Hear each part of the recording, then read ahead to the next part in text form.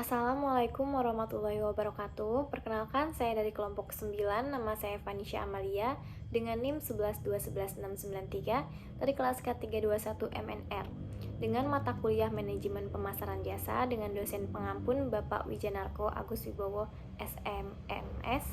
Di sini saya akan mempresentasikan strategi pemasaran jasa pijat refleksi dalam menarik minat konsumen.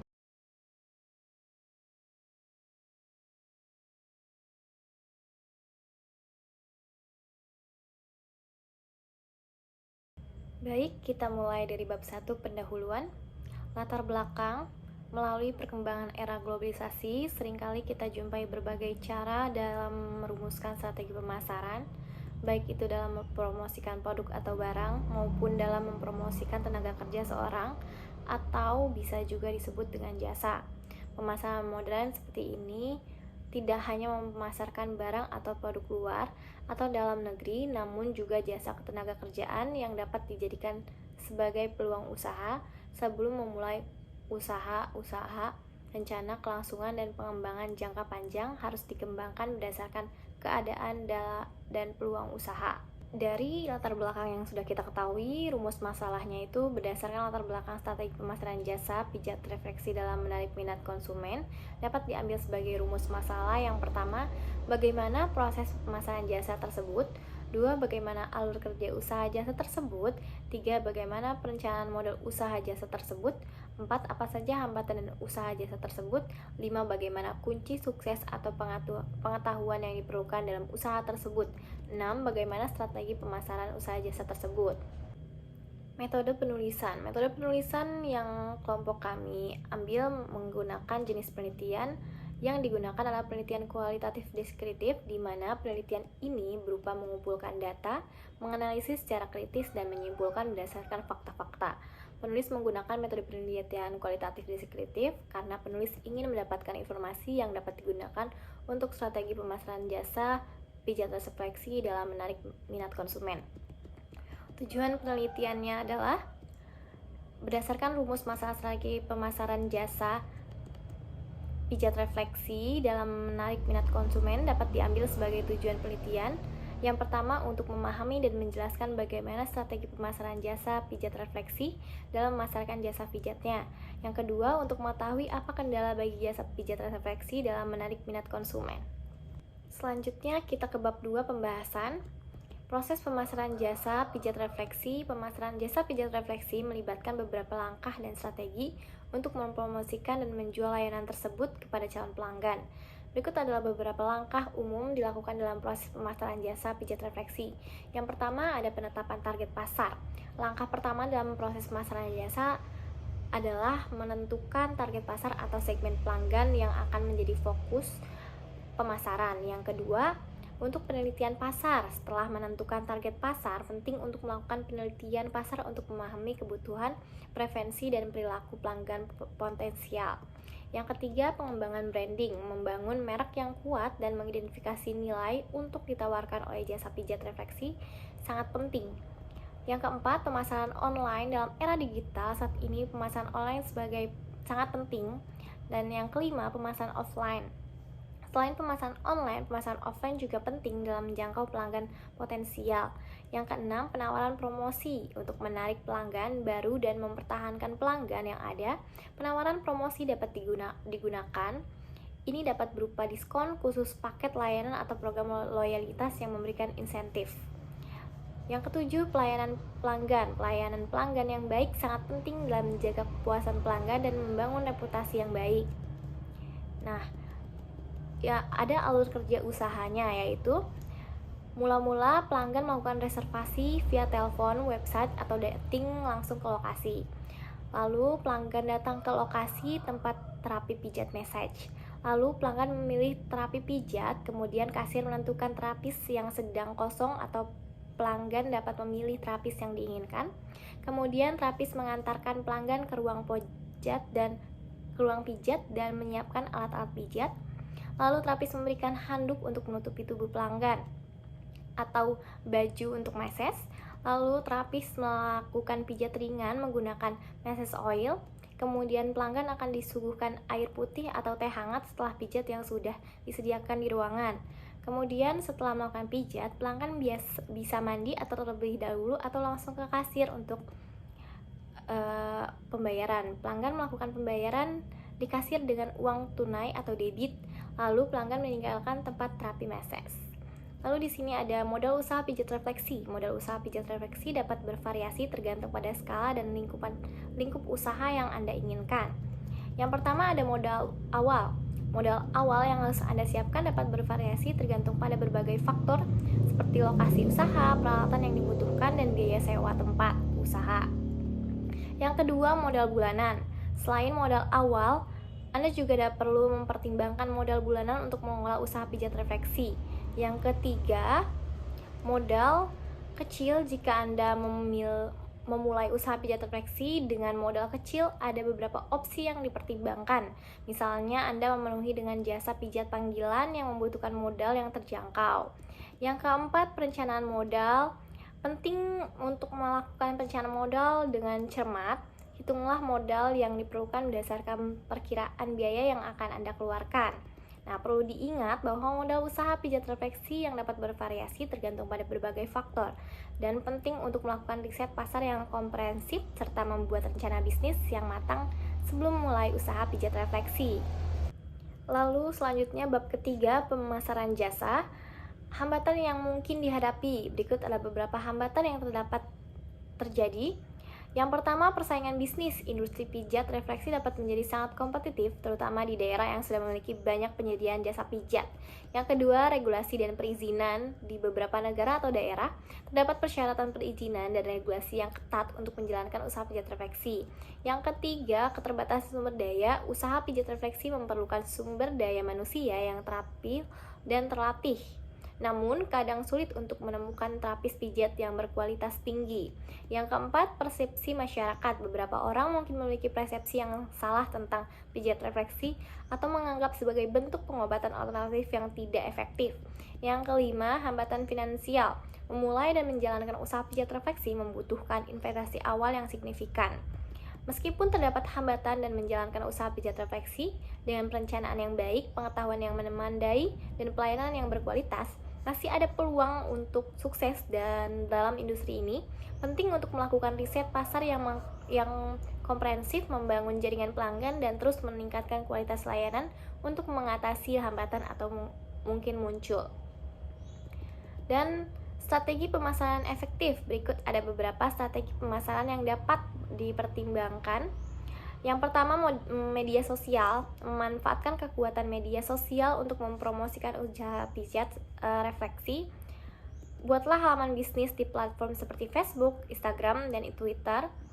Yang kedua, website dan SEO. Buatlah website yang berprofesional dan informatif untuk usaha pijat refleksi. Pastikan website mencakup informasi tentang layanan yang Anda tawarkan, harga, lokasi, dan kontak. 3. Promosi offline. Selain promosi online, jangan lupakan promosi offline. Cetak brosur atau pamflet yang menarik dan distribusikan di tempat-tempat strategi seperti pusat perbelanjaan, kantor, atau pusat kebugaran. Yang keempat, program loyalitas. Buat program loyalitas untuk pelanggan yang sering menggunakan layanan pijat refleksi Anda. Yang kelima, testimoni dan ulasan. Minta pelanggan yang puas untuk memberikan testimoni atau ulasan positif tentang pengalaman mereka dengan layanan pijat refleksi. Yang keenam, kerjasama dengan pihak terkait. Jalin kerjasama dengan bisnis terkait seperti gym, hotel, atau tempat kebugaran. Yang ketujuh, pemasaran langsung. Lakukan pemasaran langsung dengan mengirimkan email atau pesan teks kepada pelanggan yang sudah pernah menggunakan layanan Anda. Ingatlah bahwa strategi pemasaran yang efektif dapat berbeda tergantung pada target pasar dan lingkungan bisnis. Lakukan riset pasar yang komprehensif dan evaluasi terus-menerus untuk menentukan strategi pemasaran yang paling efektif untuk usaha pijat refleksi. Selanjutnya ada kunci sukses dalam pijat refleksi adalah sebagai berikut. Yang pertama ada kolaborasi. Kolaborasi antara terapis pijat refleksi dan klien sangat penting. Yang kedua, keahlian dan pengetahuan. Pengetahuan yang mendalam terkait teknik pijat refleksi sangat penting. Yang ketiga, pelayanan pelanggan. Memberikan pelayanan pelanggan yang baik adalah kunci sukses dalam bisnis pijat refleksi. Yang keempat, kebersihan dan keamanan. Menjaga kebersihan dan keamanan adalah aspek penting dalam pijat refleksi. Yang kelima, promosi dan pemasaran. Promosi yang efektif akan membantu menarik perhatian calon pelanggan. Yang keenam, kualitas layanan. Menjaga kualitas layanan yang konsisten adalah kunci sukses dalam menjaga kepuasan pelanggan. Yang ketujuh, umpan balik pelanggan. Dengarkan umpan balik dari pelanggan Anda, pertimbangkan saran dan kritik yang mereka berikan untuk meningkatkan layanan.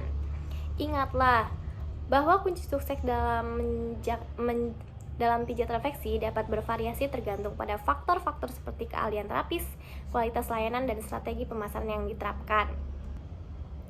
Selanjutnya bab 4, aspek keuangan.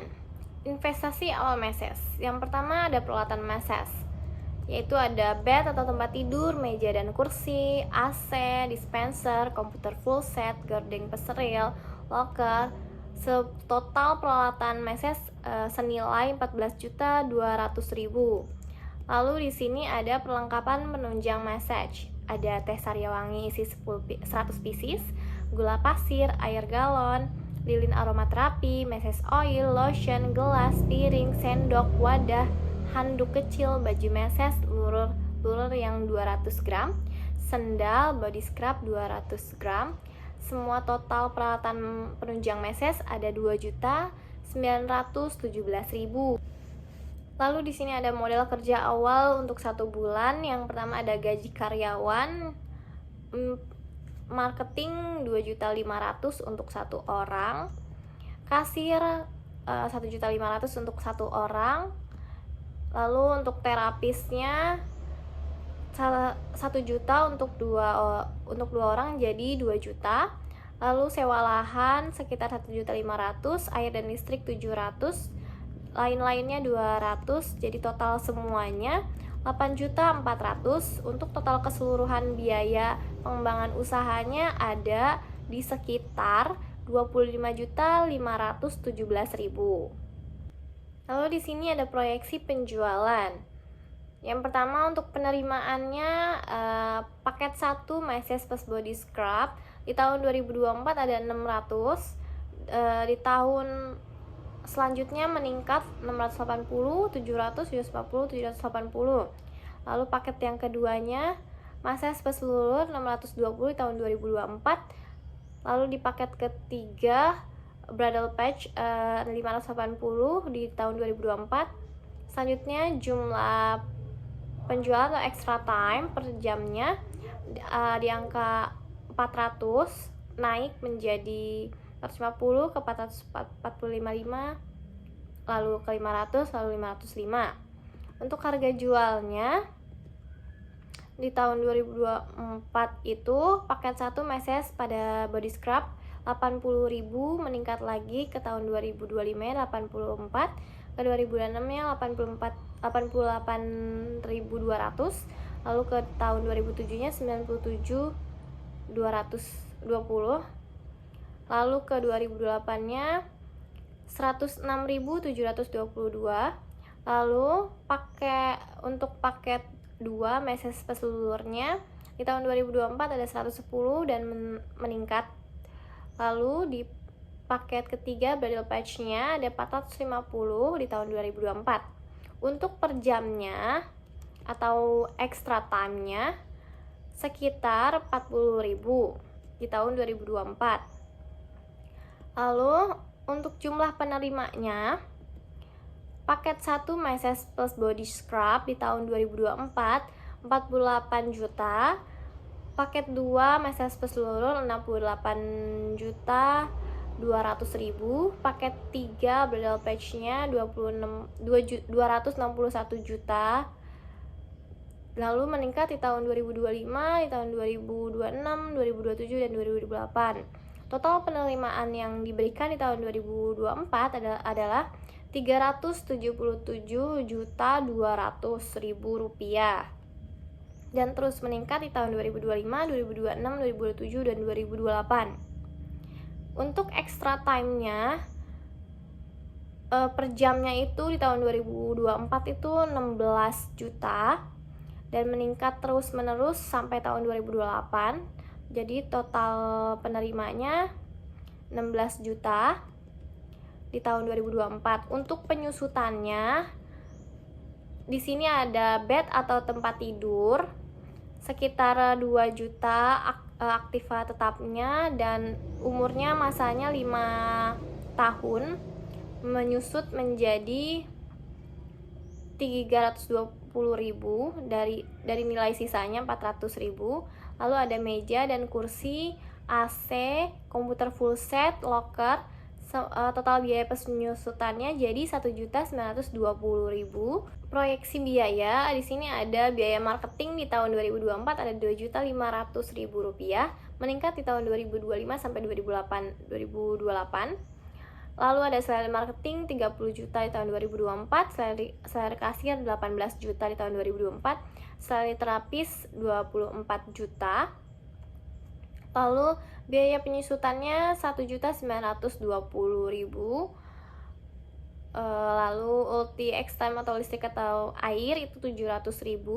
Semuanya meningkat di per tahunnya, kecuali biaya penyusutannya tetap.